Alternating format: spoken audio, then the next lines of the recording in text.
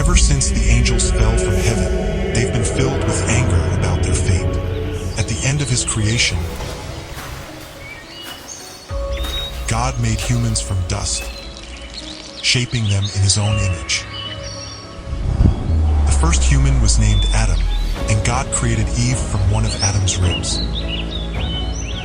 Adam and Eve were the first ancestors of all mankind. God loved humans deeply, but all of this made the devil even more jealous. He turned into an ancient serpent and tricked humanity. People turned away from God. Sin began with the first husband and wife, and it spread throughout the world.